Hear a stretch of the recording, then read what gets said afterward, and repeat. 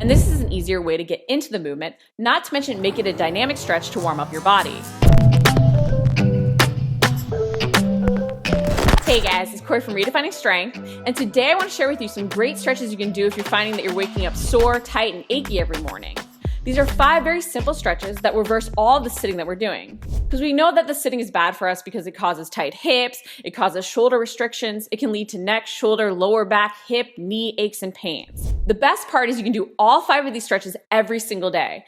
Because often it's hard to find time to really improve our mobility, and by doing this easy routine in the morning, we can really kickstart our day, get ourselves moving, and even address some of the postural distortions we get from sitting so much hunched over our computer or even over our phone. So what are these 5 stretches you can do daily to help improve your posture and reduce some of those aches and pains? Stretch number 1 is the child's pose with external rotation. So the child's pose is a very common stretch we see done, especially if you've ever had lower back pain. You might have even included this in your rehab routine. But the real key for the stretch is the external rotation of our shoulders. So by turning our palms up towards the ceiling as we reach out, we're stretching our entire lat. Because if our lat becomes tight, it can not only contribute to shoulder aches and pains, but even lower back aches and pains. It affects our lumbopelvic hip complex through our thoracolumbar fascia. So if you've ever had SI joint issues or hip pain, you want to make sure you're also stretching your lats. And using the external rotation, we can stretch it to address not only shoulder issues, but even lower back issues. When you do the child's pose, make sure you're really sitting back on your heels as you reach out. You will have a slight round to your spine.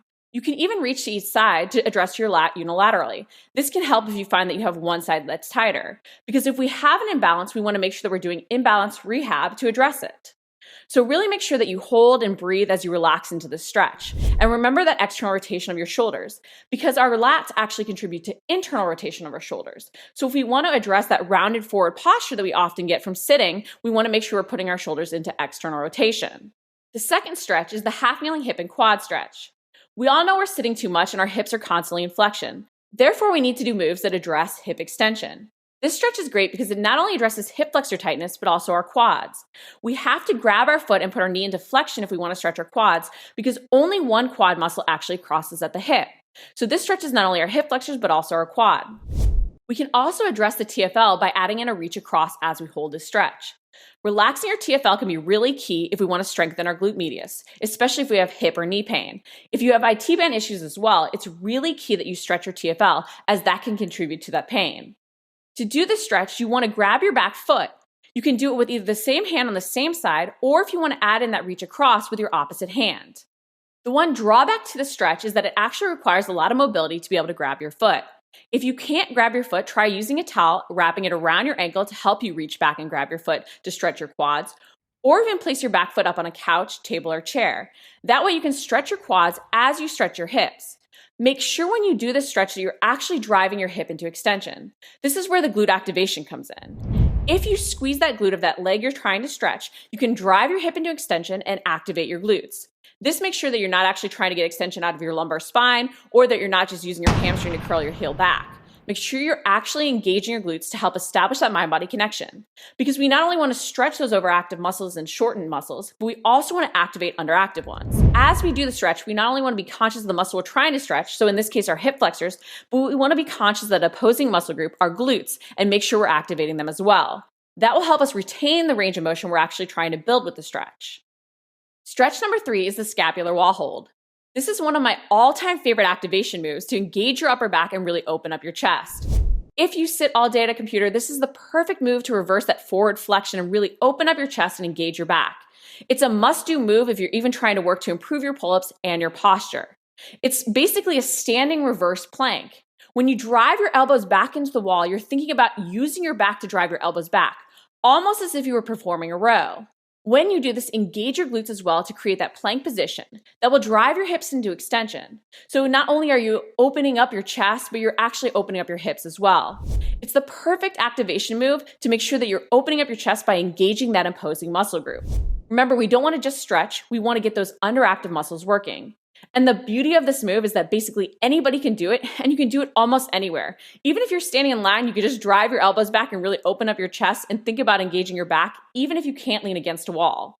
If you want to move more throughout the day and not just add this into your morning routine, you can even do this in your office. You don't even have to close the door. No one will even know that you're doing it. But if you really focus on what you feel working, you can open up your chest and engage your upper back. Stretch number 4 is the alternating pigeon pose.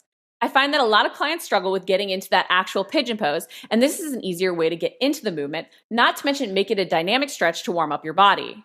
If you find that you feel your knee during the pigeon pose, make sure you're actually flexing your foot. That will create tension up your lower leg to protect your knee. By starting in the quadruped position and then actually moving into the pigeon pose, you can work on your hip external rotation and really mobilizing your hip. Because it's a dynamic movement, it's a great thing to include in your morning routine to really start to get your body moving after you're starting to loosen up and wake up. While this alternating pigeon pose is a must-do move, if you find that you can't get down on the ground or you're really struggling to protect your knee, you can also do a seated variation. Even just sitting on the edge of your bed, you can cross one ankle over your other knee and really flex that foot as you push the knee open. Again, this is a super key movement if you've ever had sciatic compression at your piriformis or you've had a tight piriformis or piriformis issues in general. Stretch number 5 is the Sit Thru to Thoracic Bridge. This is a really weird looking stretch, but it's a must-do move if you want to improve your shoulder stability, your hip mobility, your spinal mobility, if you really want to activate your glutes and loosen up your back. It'll even work on your hip mobility. It's a super key move to basically address your entire body and open everything up if you spend a lot of time seated. However, it's a really weird looking move. When you first see it and you see that sit through to reach across to really rotate towards the ground as you bridge up, it can look sort of confusing. It's also a harder move to do because it does require a certain amount of shoulder stability already. However, if you have that shoulder stability, it's a great way to keep improving it and really strengthen everything so that you can really perform movements better. To do this weird looking move, you'll want to do the sit through part to then reach across your body. You can also start in the tabletop bridge to then reach across your body, lifting your hand and reaching across your chest.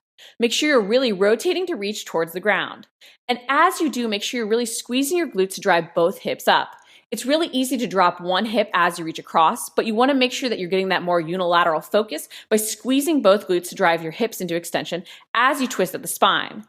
This will really help you improve your spinal mobility as well as your hip extension. And it's activating your glutes as you build that shoulder stability by engaging your upper back. If you're just starting out, again, you can start in that tabletop bridge and then reach across instead of doing the sit through. You can also do a glute bridge with alternating overhead reach. That might be easier if you do have any shoulder issues, but you still want to work on spinal mobility and really engaging your glutes. When you do the glute bridge, you'll simply reach back and over your shoulder as you bridge up. Make sure though you're not just driving yourself backwards because you want to make sure you're using your glutes to extend your hips and not letting your hamstrings compensate. The one bonus stretch I wanted to include was the Camel bridge. This is a traditional yoga move. I want to make sure though that when you're doing this movement to really get the full benefit, you're actually engaging your glutes. A lot of times when people do the Camel bridge, they'll hyperextend their lumbar spine instead of engaging their glutes to really drive their hips into extension. But if you want a move that sort of addresses all of the postural distortions we have from sitting all day and forward flexion, this is the move to do it. To do the Camel bridge, you'll reach back and grab your heels as you lift your chest open towards the ceiling and really squeeze your glutes to drive your hips into extension. Make sure you're really trying to open up your entire anterior chain or the entire front of your body. This is a more challenging movement though, so if you can't grab your feet, try placing a bench, couch, or table behind you and placing your hands back on that instead of reaching all the way to your heels. Remember, this is a great move to open up your chest and hips. Just really focus on engaging your back and your glutes to drive everything into extension. If you've been looking for a way to add a little bit more mobility work to your daily routine, try these 5 stretches daily, every morning upon waking. I'll add a workout or a way for you to combine these moves to the video description so you have a nice routine you can follow daily to get started. If you liked the video, make sure to like it, comment below if you have any questions, and subscribe. We're posting new videos each week.